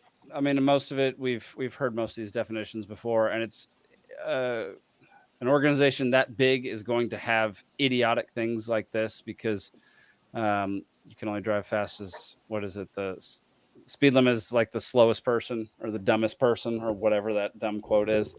Unless there's no cops. Unless there's no cops. I mean, getting with Cyclists. over the top regulations and things like that. There's a subdivision here in Peachtree City, Georgia. I will find these protective covenants that are in the declaration, the deed that created this whole subdivision and the HOA and all that kind of stuff. They were saying if any of the regulations herein are unconstitutional, they will expire 25 years after the date of the last known descendant of Queen Elizabeth II. And you would not believe how common that is for residential subdivisions here in Georgia. That's crazy. What? Yeah. So it's just one of those things. It's like a standard clause from English common law from the 1600s that we still use today. Oh, that I'm like, we fought a war, yeah. So the descendants of Queen Elizabeth don't freaking matter. Like, yeah, what that's happened wild. here? Did we win or not? That's some interesting surveyor trivia. That's interesting. Yeah. All right, Zane, do you have anything to bring us back down to earth before we move on to the next topic? Ground us, Zane. So, I mean, I think what Stephen is getting at is that in contracts like that from a long time ago, there would be certain provisions that would be in effect until X amount of years after the last person who is currently alive had died. And it was essentially just the legalese version of this provision will remain in effect for a very long time, but not forever. Well, but the weird thing is, like, it's specifically worded that even if it's unconstitutional, it's going to outlast that. Like, you can't strike it down, even if it's unconstitutional. It's going to outlast the last known descendant of Queen Elizabeth II, which, is Prince Harry still one of those? I don't know. Interesting. So, hey, did those covenants just expire last year? Sweet. I'll go tell some people they can build a fence now. All right. It's like weird that that's still in use, though. The moment that those actually expire is like really a weird moment where you're like, wait a minute. Legally, this is done? This is gone? Right. All of a sudden, like 150 years later, some crazy thing. Like, I mean, this is essentially what happened with like the UK and Hong Kong, where in the 1800s, the British signed a 99-year lease for Hong Kong with China, with the idea being 99 years, that's pretty much forever, right? And then the 1990s come around, and it's like the 99 years are up, and China's like, we want Hong Kong back, please. That's like a big fuck you from the people that wrote it. We're like, well, we won't be alive, so someone else's problem. Can you imagine if every law was written like that here in the States? Oh, it's so great. Oh, gosh. If you had to redo the entire law after like 20 years. It'd be so great. Because if my grandson is such a numbnuts, he can't preserve what I left him, then he should lose it. This is like, I'm picturing like lawmaking in the Idiocracy movie, like milieu, exactly Yeah. Brian says there's a bond from 1624 still paying interest. It's the East India Trading Company or something. Yeah. I think I had heard of that, where there are a couple bonds that are like called perpetuities, where they never pay back the principal, but they just will continue paying interest for forever. Those are white privilege bonds. Perfect. All right, let's go on to my favorite topic, Zach. Here we go. Try to carry a gold bar through an airport, they won't let you through, right? In fact, the assumption would be you're a criminal, you stole the gold, and they would just take it and keep it. Now, try to carry $100,000 of cash through the airport. You can put it in a bag, and as you're walking through the TSA check or the x-ray machine, just nonchalantly say to the officer, yeah, I'm carrying $100,000 of money onto the airplane. Now, not only will you not get through, they'll just take your money, and the assumption will be you stole it. So cash is a unit of control. Now, put $100,000 in a bank and try to wire it to someone, or just take it out and they're going to ask you why. Tell them it's none of their business. Try to send it to someone privately, a numbered Swiss bank account, right? See how that works. That won't work, right? That's a system of control. Bitcoin is the one network you can't control. Nobody can control Bitcoin. If you're insecure about being able to own your own money, do you own it? And can you actually use it without asking somebody's permission? Then the solution is not gold, it's not silver coins, it's not stacks of cash, it's not money in a bank in the US, it's certainly not money in a bank in Lebanon, Argentina, anywhere in Africa. The one network that you have that gives you a decent chance of owning your own money and then being able to spend it the way you want is Bitcoin. All Fair right. enough. So that is Michael Saylor. He is a fantastic one to follow if you're into Bitcoin at all, if you're into anything with money, crypto, any kind of currency. He's a fantastic, super smart guy. His company has bought tens of millions of dollars of Bitcoin. So he puts his money where his mouth is. And Everyone knows the real currency is Pokemon cards. That's if you put a bag full of Pokemon cards, you'll go anywhere in the world. That's why Logan Paul made himself one, right? See? What? He did? Oh, yeah. I'm telling you, it's Pokemon cards. Everyone knows that the real currency are those Bored Apes drawings. Dude, that whole NFT market dried up so fast. Who's talking about NFTs anymore? Who's buying NFTs? Are NFTs worth anything? You can screenshot those things. Like, it's not. Yeah, but you don't have the certificate. It's not a contract. Oh, whatever. Okay, yeah. I'm just like Napster. I'm kidding. I'm not you don't have the defending ID3 NFT. tag on your MP3 file. Whatever. And- it's still the music. NFTs made me so angry because everyone was using them to be like, NFTs are stupid. True. Therefore, all crypto is stupid. Therefore, Bitcoin is stupid. Extremely untrue. Right. Like people, people that aren't as knee deep in this stuff as we are, were very much unable to tell the difference between scam NFTs and Bitcoin. And they're right. all of this is a scam. When it's actually no, drawings of gorillas are obviously scams, but this extremely hard money that isn't subject to the control of a central bank, very much not a scam. It's like setting up like a false axiom for, comparison or whatever. I mean, I went on a podcast the other day where we were talking about crypto for a while, and this guy is a normie. He's not a libertarian. He votes independently. He has voted Republican, voted Democrat. He's in in the political world and all that, but he's just a normal dude. And he didn't know what the difference between Bitcoin and crypto was. He just thought crypto was Bitcoin. And so rectangle and a square. Technically true. No, Bitcoin is the only cryptocurrency. If you're a maxi. It's the only legitimate Hazel one. has Anyway. entered the only legitimate one. It's rectangle and a square. A square is still a rectangle. Bitcoin is still crypto, but not all crypto is Bitcoin. Correct. Yeah.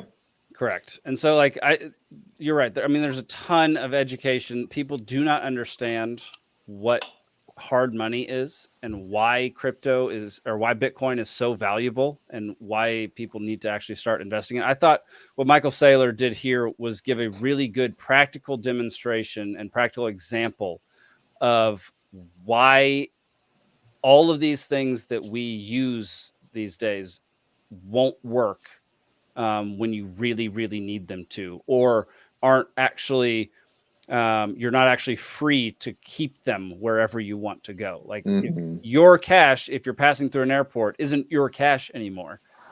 They that's can fun. confiscate it just based on suspicion, and you're never getting it back.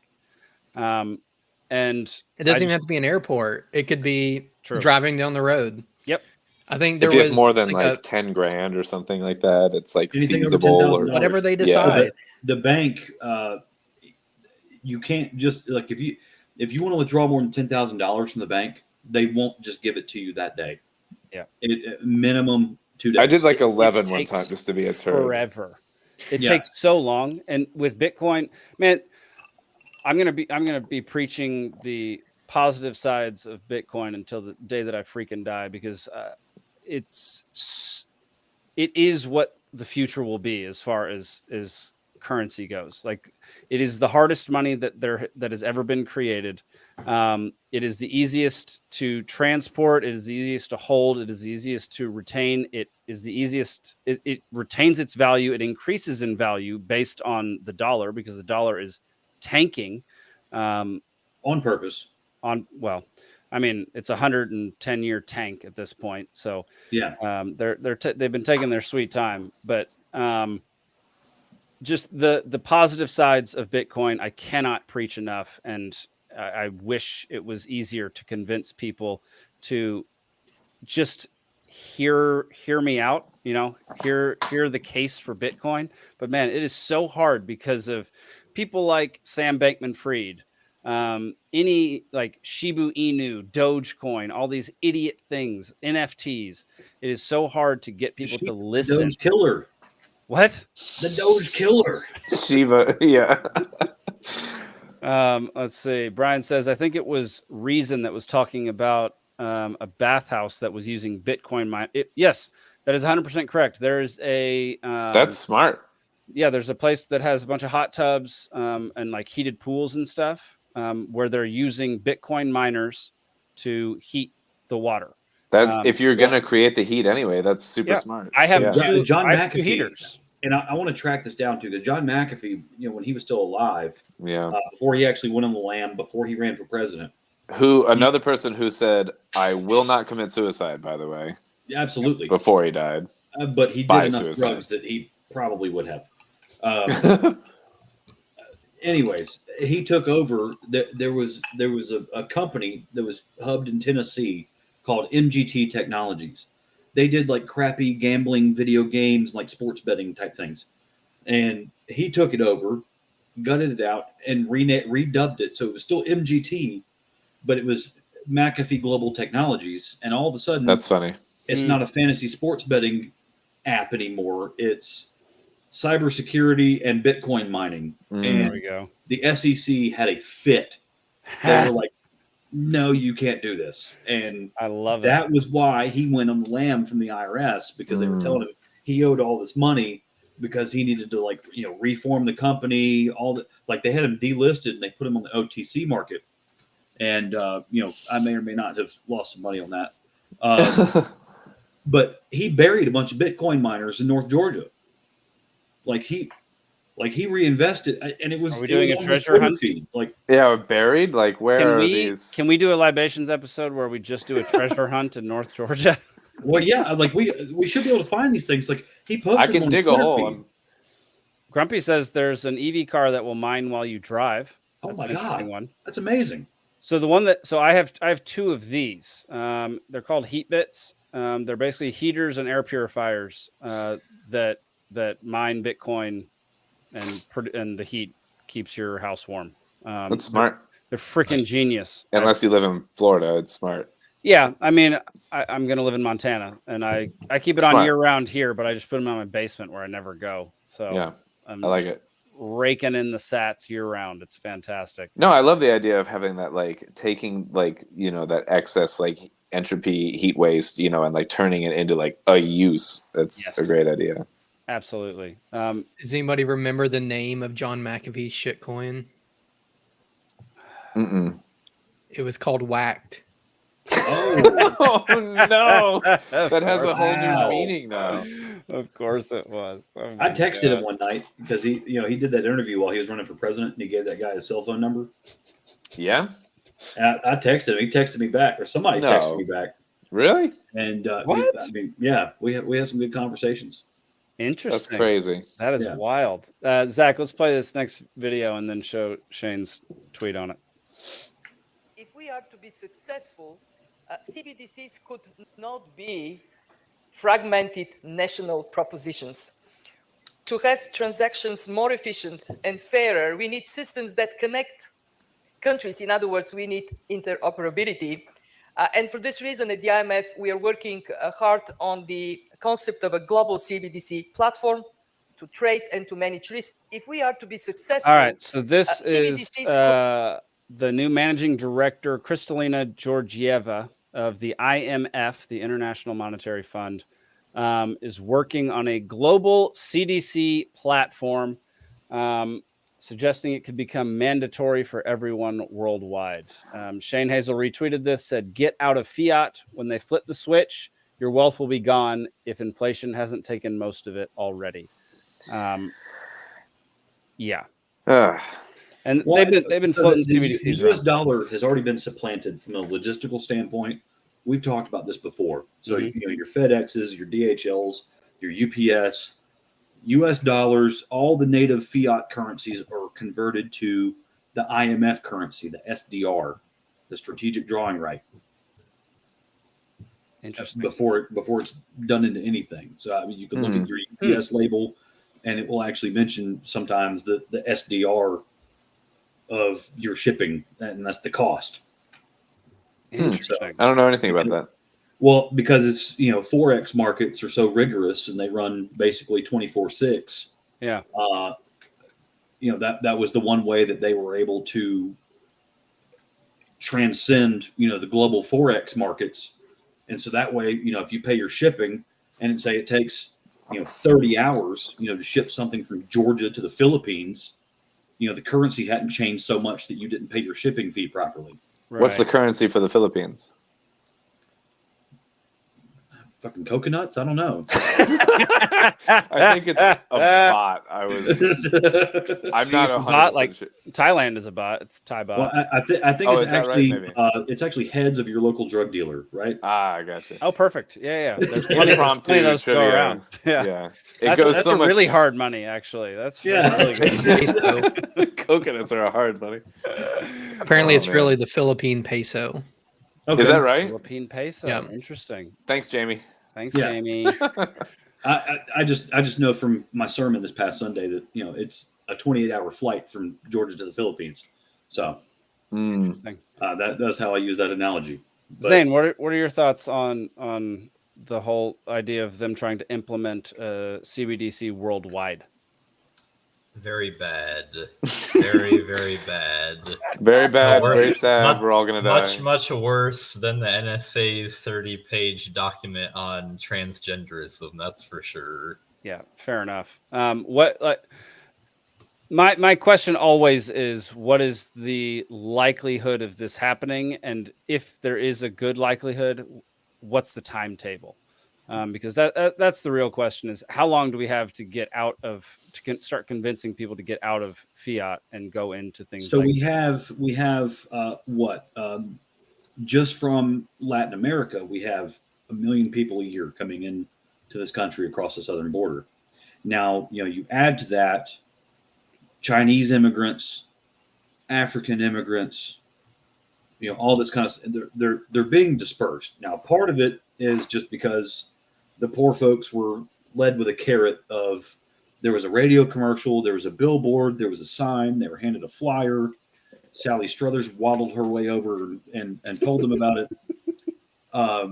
That come here and we give you free stuff. We'll give you a bus ticket to anywhere. We'll give you a plane ticket to anywhere. If you look like an Indian, we'll give you a Dairy Queen or a hotel. Any kind of free loan you want. For a Senate seat. Sure, exactly. So that's why they're kind of flocking here.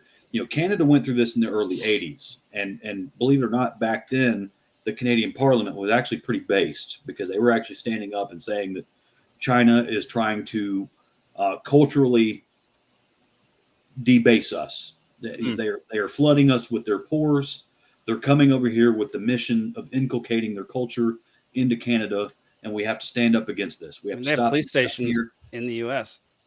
What's that? They have police stations in the U.S. There you China go. does, you Because said? we never threw up those roadblocks. We're the melting pot. And until the last 30, 40 years, taxes weren't that big of a problem. I mean, they were a problem since they were implemented, but in the last 40, 50 years in particular, they've really gotten out of hand. But we haven't really had anybody that's been a stalwart saying, don't let them in, or, let's filter them in. Right. It's either been let them all in or let none of them in. There's never been like hey, we got to have some common sense immigrant regulation. Right. That talk has never really happened. And you've got the Muslim nations that if they're subject to the OIC, which, by the way, the Muslims have their United States. The frick is the OIC? That's the Muslim United States. Oh, that's why Obama had this gaffe of saying like, he's been to 50 states. He's got like 4 more to go, or 2 more, whatever it is. It's 50 something, 52, 54. I forget exactly how many there are there. But that, they were saying he was because he went to Hawaii. Are you saying this is like the 50 states? When he was campaigning for his first presidential term, this is one of the reasons why they thought that he was like this Muslim plant, because he was like, I've been to 50 states. I've got 4 more to go. And because there's 54 states in the OIC. I'm not going to be able to say this right. The organ is, wait, that's just organization. I can say that. I was trying to make that more complicated. The Organization of Islamic Cooperation, founded in 1969, has 57 members. There you go, 57. So that's what it was. So like, Obama went to, so many states, and he's like, I've got 7 more to go. And they're like, can he not do math? And then someone was like, no, he's really talking about the Muslim states. But that was one of their dictated plans, because listen, don't forget, one of the tenets of jihad is the hijrah. They are there to take you over culturally. They will they will cross your borders, mate with you, have enough kids, but their culture remains. They are there to not assimilate. They are there to inject themselves. And once they hit a certain threshold of the population, whether it's 8%, 10%, 12%, that's up for speculation. Yeah. But once they hit a certain threshold of the population, that's when the bombs start going off. And so we have that going on, and China's doing the same thing. And then you also have the people above that like to pluck the strings, aliens, and convince the races we're against each other. We're not really against each other. We all just want to feed our families at the end of the day, be left alone. But white, red, yellow, black. I'm against white. Dak Prescott. I'll tell you that. Yeah, there you go. Yeah, I'm against him. Eventually, he's going to have a game where he throws 5 interceptions in one game. It's going to tank his whole season. But so you got the people that lord above that just pluck the strings and convince all the different races and sects that they're against each other, when we're really not. But we're being played against each other on multiple levels 100%. Right now. And Sun Tzu taught us that you can't win a war on multiple fronts. That's the multiple front war that we're talking about, because the American military right now, we can entertain multiple theaters because we're doing it. I mean, we're in multiple places in the Middle East. We're we're in the South China Sea. We're all over the damn place. Like we can entertain theaters, war theaters, physical war conflict theaters across the world. But if physical war is one front. That's one front. Right. The war within is the one that we cannot win. Yeah, my brother. I actually read The Art of War about a month ago and really did not find it very insightful. It was really just saying a bunch of things that were really obvious. Pesky's an idiot. It was saying things like, in order to defeat the enemy, you must know yourself, but then proceeded to say that 5 more times without giving any advice about how you come to know yourself. And it's like, to win battles, you must have the appropriate strategy, but didn't go into very much detail about what appropriate strategies are. But I should really change my headline here to aggressively optimistic, because, even though I said a couple of minutes ago that it's very, very bad to plan to implement an international CBDC, and obviously if they succeed, that would be a big setback for liberty. However, a bureaucrat just saying that this is what they want is a long way away from them actually being able to do it. Correct. Like, this is a point I've made several times before, which is that people, the power elite wanted to go way farther with the lockdowns, the mask mandates, and the vaccination mandates than they were actually able to. Not because 1% of the population is committed libertarians and we all performed mass civil disobedience, but because there actually is a much broader swath of the population, not everybody by any stretch, but enough people that aren't hip deep in politics, but we're still willing to say no. We were maybe okay with a little bit of lockdown, but now we've had enough. So with the CBDCs, I feel like I know I've said this before as well, but I'm hearing more and more like regular Republicans talking about CBDCs, which is really interesting because you would think it's such a wonkish topic. Only people on shows like this one would ever be talking about it. Right. But the threat of it does seem to have been placed in the popular consciousness, which I think is a good sign. And another thing here too is that libertarians tend to be very, we're always right about diagnosing the problems, and eventually, the problems do come to fruition. And, over the past 100 or so years since the Federal Reserve, it's just the fact the dollar has lost 97% of its purchasing power. 99. So real calamities are happening. But I think there is kind of a tendency for us to make bold prediction about how, the end of the world is coming in 2 years.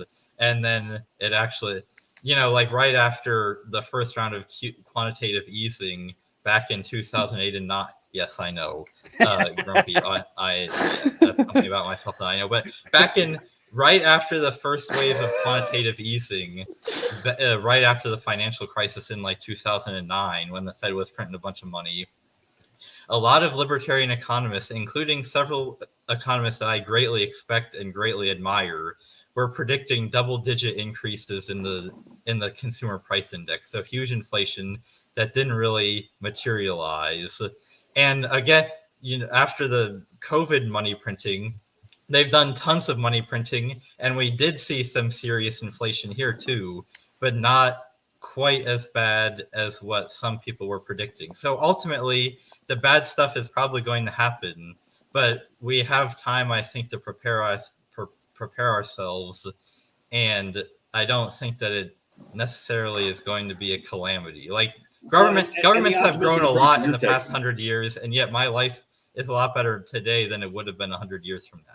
Absolutely. Well, and with the optimistic approach, the same line that you're taking here. So, we have global hegemony, right? So if because if you buy into all the news, the global economy is collapsing, right? So if it's a bubble within a bubble within a bubble, and it's all global and it's all interconnected, all we have to do at that point is collapse last, right? And we maintain hegemony. So if there is going to be a global reset, then we're going to be at the top of it. Interesting. Why do you think? Well, if we're the ones to pop the bubble, if we pop the other bubble first, there it is. And that's what's going on right now is these quiet wars. Everybody's putting pressure on each other while smiling and shaking hands with each other, and just saying, you might pop first. I don't know. You got the yellow vests. You got the Antifa. You got the Uyghurs. Whatever. Who's popping first? All right. So here's a question: do you think that climate activists feel the same way that we do? Them knowing that there's a global catastrophe coming, us knowing that there is a economic catastrophe coming, and no one is listening or paying attention or doing things that will I'm going to say help. No, solely because the climate activists know right now that they're broke. They know that for a fact, and that's why they're pissed. Interesting. We don't even know it yet because I can still go buy a 6-pack. I can still go get a tank of gas. The lights are on in my house. My mom's not mad at me. So it's apples and oranges at that point. The kind of the difference is that, like in our case, we can already point to over the past 100 years, the dollar has lost 99% of the purchasing power, which on one hand is a complete catastrophe. But on the other hand, it's not like there was a single day where half of everybody's money became worthless. That's kind of why I can kind of stay optimistic, because it's slow enough that even if it gets a little bit faster than it is today, the rate at which society and technology and standard of living increases is still faster than the rate at which people's money is getting printed away. Whereas I think with the climate, first of all of the evidence of climate change that the climate activists can point to, I mean, some of it is fake, some of it is real. But with the real stuff, they're kind of in the same situation that I just said that we're in, which is that even if you take the part of the warming that is actually probably true, it would be better to continue to allow the warming because of how big of a catastrophe it would be if we tried to implement the draconian regulations that would take to stop the warming. Like stopping, like achieving the UN goal of limiting global warming to 1.5 or 2 degrees Celsius would be so calamitous in terms of, keeping people in extreme poverty, and limiting economic growth, shortening people's life expectancy, that doing that would be way worse than just letting global warming rip, dealing with the occasional extra hurricane, and letting ourselves essentially grow our way out of it. On a global scale, I'm not going to acknowledge the validity of the climate activists until they acknowledge military weather weapons. I think both can be true.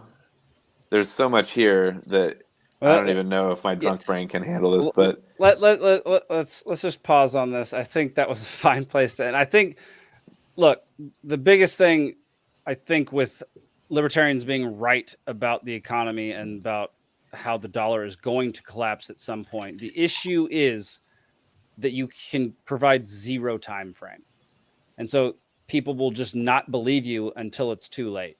And that's been my biggest hurdle of talking to people about this kind of stuff, is like, well, how long do we have? Well, I don't freaking know.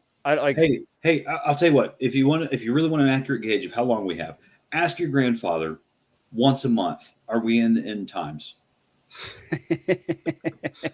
I mean, my grandmother definitely thinks so right now. Oh yeah. Oh hey, look, we've met this other end of the prophecy. Look, we've done that since Revelation was written. Yeah, but they're talking about a red heifer now, man. So it's one of those things where it's a pale horse and a red heifer. All right, you just got to know the signs to look out for. Could be next year, could be 5 years from now, could be 10 years from now, could be 50. Yeah. Here's the thing: you just have to live your life as though if it does happen, you won't miss a beat, or you can still maintain an acceptable way of life. There you go. And leave that for your kids, leave that for your grandkids. Make sure your kids know what you left and why, and leave it up to them. That's why contracts expire after 99 years, because if my grandkid is such a screw up that he can't maintain what he's left with, he deserves to lose it. There you go. I agree with Stephen on the point of like, enjoy your time while you have it regardless. I agree with Zane in the sense that don't promote the idea or allow your governments to constrict the average person through policy to solve a problem, because they're almost always wrong about things and it's always going to favor certain people and all that. And that's my short on it for tonight. There we go. We've got one more story before we jump to the funny stuff. Let's watch this.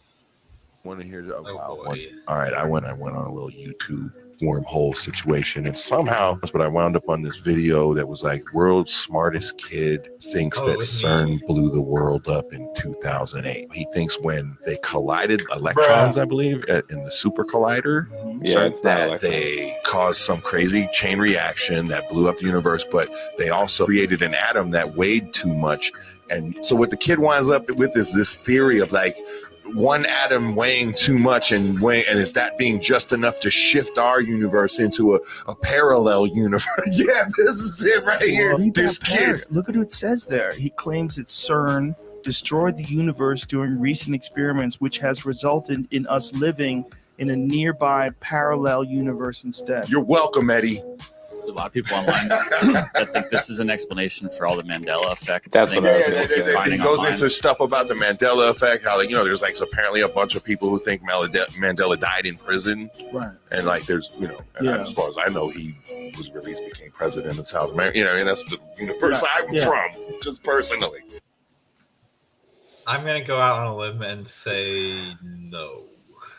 Yeah, that's so shocking that you're gonna go say that. Yeah, well, Zane is actually the smartest kid in the world. So, if you want to get into Illuminati symbolism, it's really weird that CERN's logo is 666. Yeah. Right?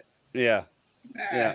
I mean, what I would think is even weirder is if the physics of black holes worked in such a way that we could magically be transported to a parallel universe in such a way that everything was the same except the name of the book series was the Berenstein Bears.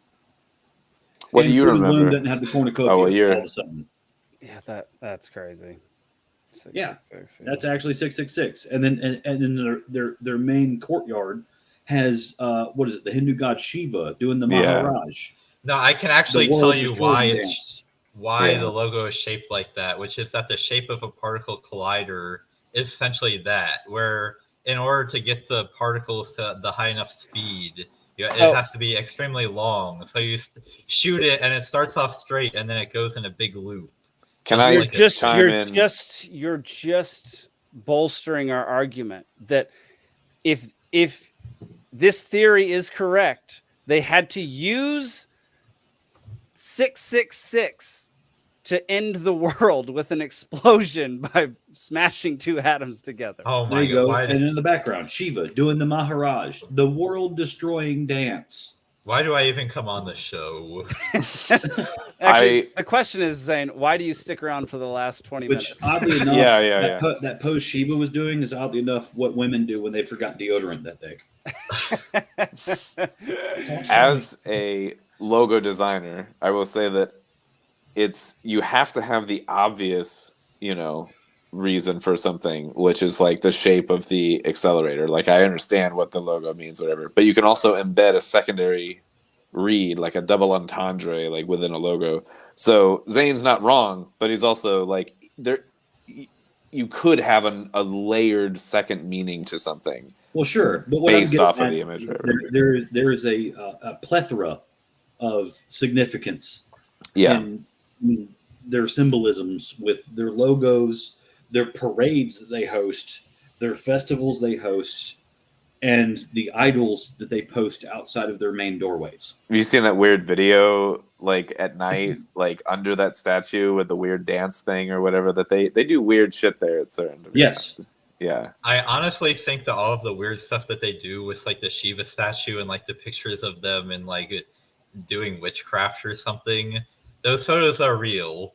But I think that's just an epic troll by all the scientists there that are like, we've got all these weirdos to think we're ending the world. How about we throw them a bone and then sit back and have a laugh?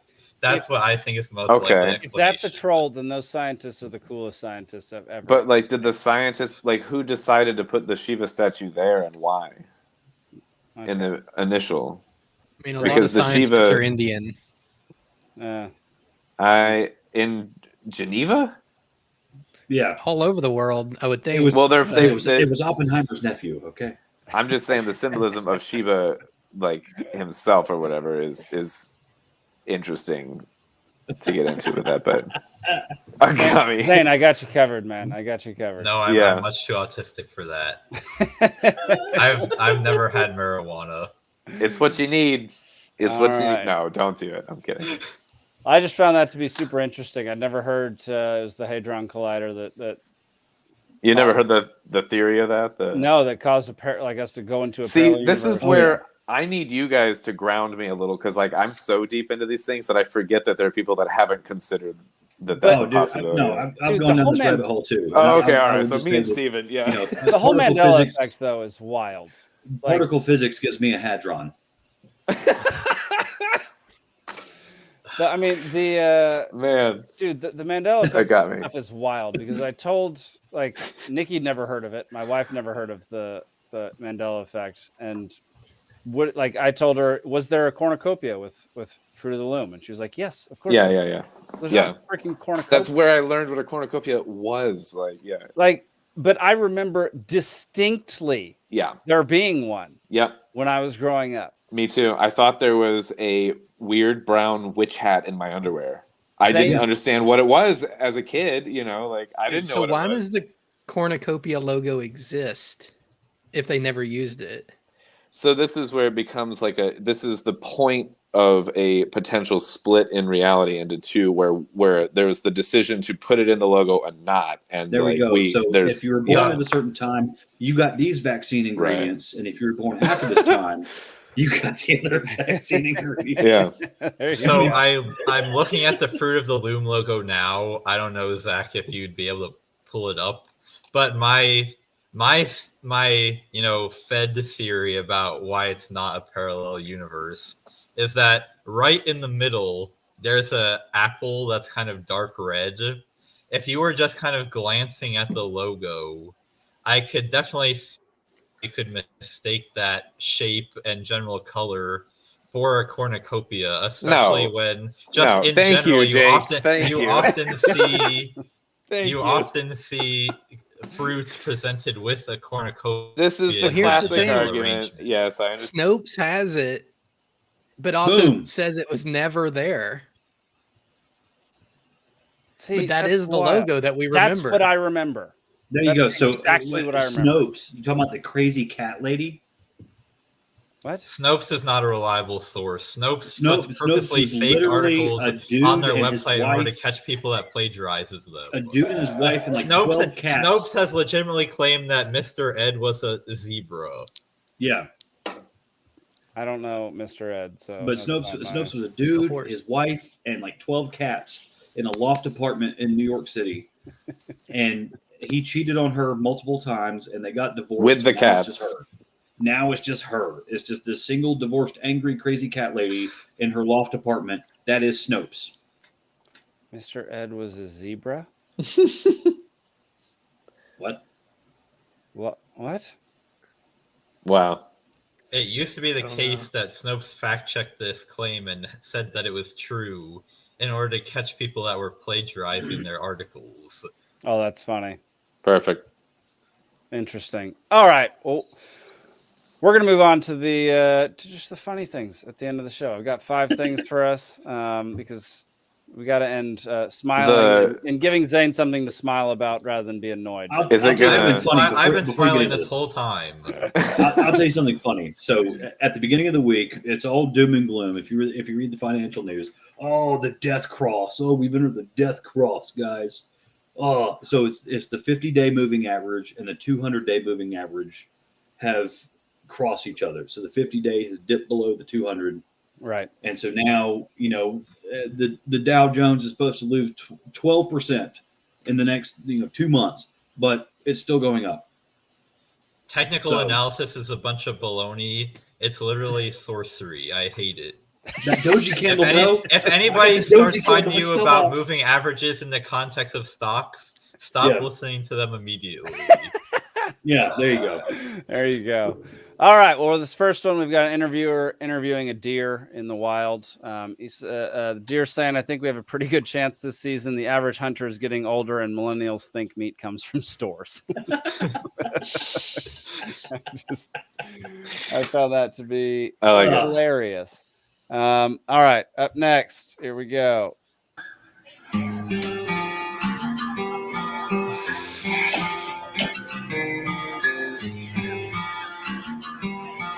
Come on. Prison gates won't open. Oh, that's perfect. Whatever parent put that song to that clip is a genius. That was so good. Okay, so this was the first line of this is depressing, but the rest of it's awesome. I think a guy should spend on an engagement ring. I'd say at least like $100K. Yeah. Or you could buy an MRAP for $63,000. If you're not interested in MRAP, you could get a Chieftain main battle tank for $75K. I'd say that's a pretty worthwhile investment. Or if you really feel like splurging, you could get the Leopard 1 main battle tank from Germany, which would cost you $225,000. But if you're going to spend that on a ring, you might as well spend that on a tank. You can do a lot more with a tank than you can with a ring. Also, yes, for those of you that are asking and that are curious, who can own a tank? Yeah, you can own a tank. Dude, I've seen so many videos where people go around and interview and ask chicks how much you should spend on an engagement. The numbers that these chicks are throwing out are freaking the bigger question than who can own a tank is who spends $100,000 on a ring. Like, that's so dumb. Do not spend $100,000 on a ring unless you're a billionaire. What was it? 2 paychecks was what I was told. I heard 3 months salary. You should pull a Ron Swanson. Oh God. Yeah. Okay. I spent I think like 3 days salary. Yeah, there you go. Did you smelt it down a sconce like Ron Swanson? And sadly, no. That would be great, though. People that buy things are suckers. Exactly. Here we go. Here's second to last one. Oh. You should get a light that you get to use 5 to 10 times a year. It counts how many times you use it, and then like once you use it 10 times, it won't turn on anymore. It is an emergency light, and it's for diarrhea. And it's when you're stuck in traffic and you're about to shit your pants, you throw it on the hood, you flip the light, and everyone has to honor that you're about to shit your pants and you need to get to the toilet. I also think the car horn, you should only get X number of uses per year on how many times you can honk your horn. Don't you think? This guy's on fire. This guy's on fire. I think you should. He lost me at the horn. This guy's on fire. He had me at the diarrhea alarm for real. Oh, and then my favorite thing. I think this restaurant is in North Georgia. Here we go. Restaurant is currently under fire for a new rule they implemented. Toccoa Riverside Restaurant in Georgia is adding $50 to the bills of families who have loud and unruly children. And let me be the first to say thank you. I think every restaurant needs this policy because it is absolutely necessary. Sure, most families and their kids are well behaved and they won't even have to worry about this rule. But you and I both know there are some parents who are careless and brain dead, and they will let their kids cause a mess and ruin everyone's dining experience. I worked as a server for many years, and I hated it when an idiot parent wouldn't take control of their loud kids and leave horrible messes for me to clean up afterwards, which is why Toccoa Restaurant is the hero we need. So parents know there is a fee for disrupting the peace. If you don't have the balls to discipline your kids properly and get their behavior in check, either stay at home or don't have kids or pay the $50, you dickhead. I like it. I love it. There's also a spoof article that said it is now legal to trip kids running around a restaurant. Hey, have you seen the Netflix movie Old Dads with Bill Burr? No, I have not seen it yet. No. Okay, spoiler with Bill Burr. Yeah, Bill Burr directed it. Yeah. Yeah, well, he's in it too. Yeah. And there's one scene where one of the kids, an absolute hellion, is chasing somebody around, like trying to like hit him with something. And he sticks his foot out and just trips him. And the other dad's like, dude. And he's like, it's a team sport. He'll be all right. I love That's it. great. Bill Burr is so stinking funny, man. He's I love that great. dude. Yeah. Yeah. All right, y'all. Well, thank y'all so much for listening and watching to listening to and watching the show. My goodness gracious. Cheers to everybody. Thank y'all for coming on the show. Love you guys. Love you guys. Cheers. Let's see. We got Free Georgia Podcast special episode coming out tomorrow at noon. We've got another Free Georgia Podcast with Tia Severino coming out on Monday night at 8 p.m. She's a journalist. She's awesome. She was at the Great Create this past summer. And then we have Liberty Libations again next Thursday at 8 p.m. I'm going to be out of town, or I'm not going to be podcasting for the entire month of December. Next Thursday, Thanksgiving. So we're probably not going to be doing Liberty Libations next Thursday. Don't tune in to Liberty Libations next Thursday. No one should. Yeah. Anyway, maybe we'll rerun an episode of something. We could do a very short episode. I can give you guys like 20 minutes. We'll all just come on with a leg of turkey and a drink, and just each say one joke and leave. Like that'll be it. Yeah, I'm a fan of this idea. So let's see if we can work that out. I could probably swing that. Nice. All right, y'all. Thank y'all so much for tuning in. We really appreciate it. Y'all have a great week. We'll see you next time. Cheers.